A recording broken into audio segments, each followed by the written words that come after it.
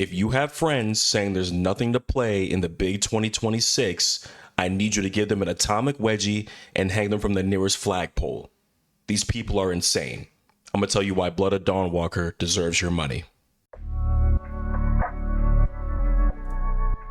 In light of the recent Sony announcement with discontinuing physical media at the beginning of 2028, it feels really good to know that some games are still honoring our ownership and giving us full playable experiences on the disc day one. And that brings me to my first point as to why the Blood of Dawnwalker deserves your attention. What's up, guys? Vernon is black and Vernon is back again. And today I'm going to tell you again why the Blood of Dawnwalker is not only my most anticipated game coming out this fall, but why you should give it some attention and possibly even give it your money. So yes, you heard it right. The Blood of Dawnwalker's game will be fully playable, fully downloadable. You don't need to be online like a lot of different games do nowadays, especially live service games, even though this isn't a live service game. But yes, fully enjoyable experience day one on the disc. I have a couple articles here to show you guys as proof of this. Yes, so physical copies, and this comes from Tweaktown. Physical copies of the Blood of Dawnwalker will have a complete playable version of the game on the disc. If you're a little older like me, this is pretty normal and pretty standard for your gaming experience, but it's become a lost art in a sort of way. A lot of these games are essentially just license keys to download the content online, which is not, it doesn't constitute ownership. But we don't have to get into the physical debate today. Just so you know, I am pro physical media, but that is for another discussion. Now, there is a day one patch that is recommended. I assume you would have to be online for that, but I don't know. I could be wrong, but this is big news. It's funny because nowadays, if you're a developer, you simply gain PR points by saying our game will be on disc, and then just waiting for the applause. I mean, look at Insomniac after Rockstar. People keep forgetting Rockstar was the first ones to announce this lack of physical media, pivot. Sony just got the brunt of it because, well, they're like the biggest publisher in the world, and they're trying to have a digital monopoly. But again, different conversation. It's funny though, because you can just get points by simply saying your game will be on disc, and I feel like this game isn't going for points by saying that. I think they were planning that already, but it is funny because it makes me feel like, wow, not only is it on disc, but it's a fully playable experience on the disc. That's a big thing. So if you're a physical person, because right now, I know for myself, being a new PC gamer, I did want to play it on PC, but this news, and not only that, but also like how good that collector's edition looks, I'm still stuck in between whether I want to play it on PC or play it on PS5. It's probably going to end up being a last minute decision for myself, but if you are a console only gamer, well, you have that to look forward to.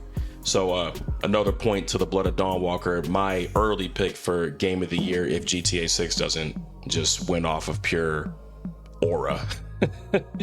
Now, some more reasons why this game deserves your money and at least your attention. At least keep an eye on it.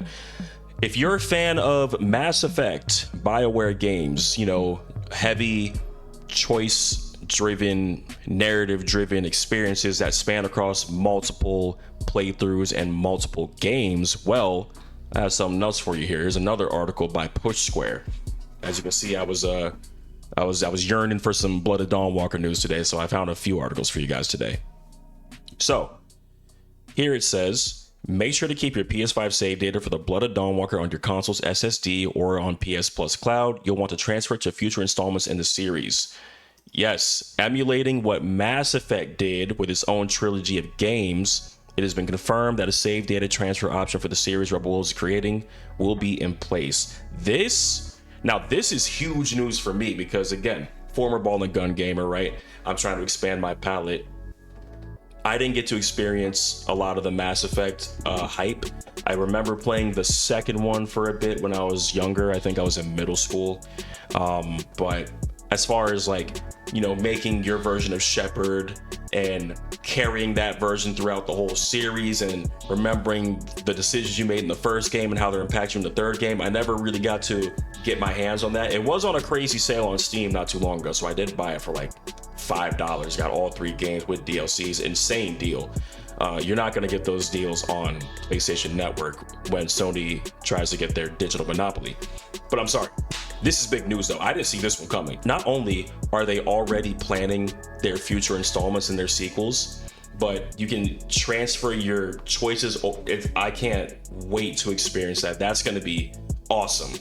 I didn't see that one coming. I thought we were going to get a singular, narrative-driven, choice-heavy, time-based, slight open-world experience. But this changes things for me. I'm not going to lie. Like, so now it goes back to a point I made earlier, where if this game gets off on the right foot, which, again, I think if it gives us 80% of what it's trying to do, you will have plenty of hype and you'll have plenty of financial backing to continue with your vision and give us another essentially Mass Effect-esque experience. They said, I think it's in this article, they even talked about Cohen, yep, there it is. Cohen is going to be traveling different time periods. So we're not even going to be staying in 14th century Europe, I believe, in the Carpathian Mountains, but we're going to be going to different time periods too. Like, oh, there it is right here. I'm not going to watch this because I'll get distracted. But going through different time periods is... I didn't see this one coming either because, again, you know, I do keep up with some of the news with these games, but I try not to spoil myself too much. For instance, there's been some 2-hour gameplays floating around on YouTube from the bigger publishers. I believe IGN has like a hour-long gameplay preview, something like that. Maybe it's GameSpot, I can't remember. And I'm purposely not watching it. IGN has an exclusive side quest too with some fairy that takes in teeth for rewards. I'm purposely avoiding those videos because I don't want to know too much. You know, I want to go in pretty blind like the rest of us, like all of the other common folk, which I am one of. I don't want to know too much, even though I am itching to. The curiosity is getting me, which is partially why I made this video. But anyway, it's looking like the Blood of Dawnwalker is going to be a series. That's awesome, man. I can't wait to see how this goes because I think even if, let's say they give us about 60% of what they promise, would it be Game of the Year? Hell no, not at all. But it could still be a step in the right direction. There's been examples of games where the first one was fine or it was good, and then they get it on the second, or they really nail it on the third. I mean, Witcher 3 is probably the easiest comparison to make here, even though I'm not commenting on the quality of the first 2 games because I haven't played it myself, but we all know how people hold The Witcher 3 in high regard. And we don't have to go over the comparisons between that and Dawnwalker again. We've done that twice now. It adds even more gravity to your playthrough, knowing that not only is this going to affect the rest of your playthrough, the decisions that you make, but this is going to affect future games coming down the line. That is the type of pressure that I feel like I need in my games. I need more of that. You know what? I've changed my mind. We're going to watch it. Peggy 18. I changed my mind, couldn't contain it. Peggy, we're gonna watch it. 18.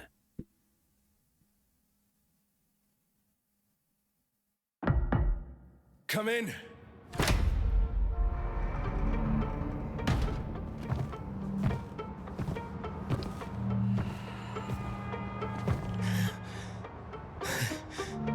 Oh shit!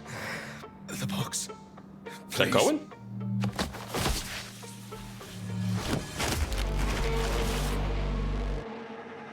Oh yeah. You fiend. What the hell? See, now if this was my playthrough, I would have just killed the dude. That's just me. I know some people want to be anti-vampires in a vampire game, but me personally, I'm gonna lean into the monstrosity that I am.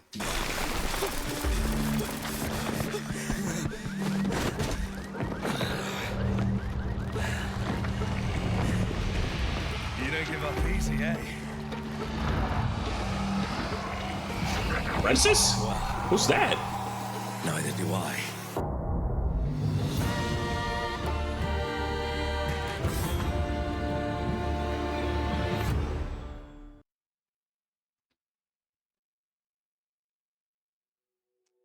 this is going to be peak. This is going to be insane. Present day Cohen. Man, let's read more of this article though. Where were we? All right, here's the director talking about it. I can't pronounce his name properly. I can't pronounce his name properly. I'm sorry. The director talked up moving saves between games and the decisions a player is made. This had Bandai Namco, the publisher of the RPG, clarify simply there will be an option to carry the save from the first game. Rebel Wolves has often talked up how it's creating a new series of titles, not just a single experience in the Blood of Dawnwalker. See, I didn't know that. You know, I kind of try to keep it to what does the game look like when I'm anticipating games, but as I grow with this channel, I'll probably be knowing more of these things a little more earlier on. But yeah, different time periods. The developer teased last month, Cohen's story will continue spanning centuries and carrying him to various corners of the world, far beyond Vale Sangora. New adventures, new powers, new dilemmas, and dark, ancient secrets waiting to be uncovered. Okay. Now we know it shall be worth keeping your PS5 save data. Yeah, so keep that save data if you're playing it on console. I might have to keep that in mind myself, because as I said, I still don't know if I'm playing on PC or not, but either way, I'm playing the game. I know that for sure. And for my third reason, or my third set of reasons you could say that this game deserves your money and deserves your attention, is the fact that I can't find what article I read it in, but I do have a third article here. This game will not be using Denuvo, and again, newer PC player here, so please, if you want to educate me more in the comment section, do so. But to my understanding, Denuvo, people don't like it because, well, for a few reasons. One, it is a online only anti-piracy tool, so if something happens to the Denuvo servers, for instance, then you can't access the game that utilizes that tool, and that would definitely conflict. It makes sense that they're doing that because that would conflict with the whole fact that you can just download the game and completely play it with the disc and you don't require an internet connection. Those two things would be like antithetical to each other in a sense. So it makes sense that they're doing that. That's good. Also, I heard that Denuvo can take up valuable resources. You know, it can lead to performance issues like stuttering and FPS drops and longer loading screens, you know, things that we all hate, especially on the PC side. You know, I will say in my journey into my PC gaming, one of my favorite things is the lack of loading screens, or at least how much they're drastically reduced. I can't get enough of that, along with the gorgeous graphics, of course, but it's those little quality of life things that just really make me understand why people were preaching the whole PC master race thing. But again, I'm not turning my back on at least my PS5. The PS6, don't think I can buy that just off of principle, but I keep talking about things that are for another video. I'm sorry. Yeah, and they can just tax your CPU overall from what I'm hearing. It's just something that like it has a good intention behind it, I guess, but it just isn't worth the hit to your performance, especially for lower end PCs, maybe mid-grade to lower end PCs. So no Denuvo, that's a good thing. And to be honest, listen, I will be supporting the game financially, right? But I really don't care if you choose to do it. If you choose to be Luffy, then be Luffy. I love One Piece. Okay, sorry. So I found the article I was talking about. I was on the right site, but it was I picked the wrong article. It was from last month. So, like I said, just to show you that I'm not making this up. Yes, finally, the devs also shared something that PC players will be happy to hear. There's no Denuvo implementation at all. So we already went over why that's a good thing. Yeah, just so you can see the source. Also, this could be a hit depending on how you feel about mini games, but there will be no mini games. So Witcher fans, there will be no Gwent. Kingdom Come fans, there will be no. Ooh, what is that? With the badges in Kingdom Come. Oh, I'm drawing a blank. But there will be none of that. I mean, listen, mini games for me, I don't mind them. I don't need them either. You know, like I enjoy the ones in Crimson Desert, like the arm wrestling and stuff like that. I enjoy mini games, but they're not make or break for me. It is what it is. So yeah, no mini games, but there's going to be things like monster hunts and hidden treasures around the map that you I would assume you have to find them with different abilities. Maybe some can only be found during the day, some can only be found during the night. Maybe you need vampiric powers to get certain places. I'm sure they're going to be doing some of that, again, to make people engage with the mechanics. Bandit camps, ancient ruins, they've confirmed these things. I believe that's in this article as well. Let's see. Yeah, hidden treasures, monster nests, ruins, bandit camps, and more. So who knows? This open world, I think it'll be a very fun experience. I think people, now that we know the whole time mechanic isn't gonna affect how you experience the open world, and people can just indulge in that as much as they want, I think it's gonna be a fantastic experience in the open world. And then I think, but I will say again, if the story is not good, then that's gonna be a big hit. But again, we'll see. And then the last thing I want to talk about, and another reason that this game deserves your money, deserves your attention, multiple free DLCs. Where is it? I just saw it. Where is it? Now it's not crazy. Oh, there it goes. The devs have also planned several smaller free DLCs for players post-release. In a world where every AAA release that we get feels the need to give you a half or three-quarter finished game and then charge you for the rest afterwards, this is a very welcome announcement. We need more stuff like this, okay? Again, even with Kingdom Come Deliverance 2, I'll keep referring to that game. They have multiple DLCs for that game, but they're only like $5-10. Very, like, you know, the Forge DLC and all that stuff. But having multiple free DLCs, so I'm imagining it's going to be something like maybe a little set of missions to get a certain reward, or maybe add some narrative context to something that happens in a story. Maybe it could even be like a side story of a character. I don't know. Who knows? Who knows where they'll go with it? Because if they're planning multiple games, I assume that, let's say they're done dropping DLCs in 2 years, right? I would say we're still probably, so that would be what, 2028? I would say we're probably still at least a year out from the next entry in the Dawnwalker series. So I would say we're at least 3 years away from the next game, minimum. So depending on what they're doing with that, this could be good not only to keep people playing the game and keep people interested, but it's also just a good look as far as rewarding the player base for giving your IP a chance. This one feels good right here, just like the fully playable experience off of the disc feels good right here. It does something for the older gamers out there, you know, and the younger gamers. I'm sure there's plenty of younger gamers who understand the value of physical media and, you know, just less anti-consumer practices that are taking over the industry, because again, a lot of these games drop, and when DLCs come out, you can tell that these DLCs were probably originally part of the game, but they said, ooh, let's take that chunk out and charge them another $30 for it. You know, before it was you get the game, and then if the game does well, okay, well, we can make more content for it. We had an idea anyway. But I don't want to keep yapping about how old I am, right? So those are my 3 sets of reasons, I guess you can say, why the Blood of Dawnwalker deserves your money and it deserves your attention. Give it at least one of the two.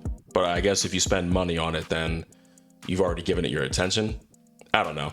If you want to hear more about what I had to say about Blood of Dawnwalker before, you can check out this video right here.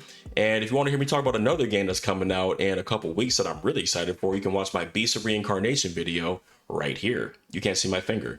You can watch that right here. But anyways, Vernon was black and Vernon was back. And I'll see you guys in the next one.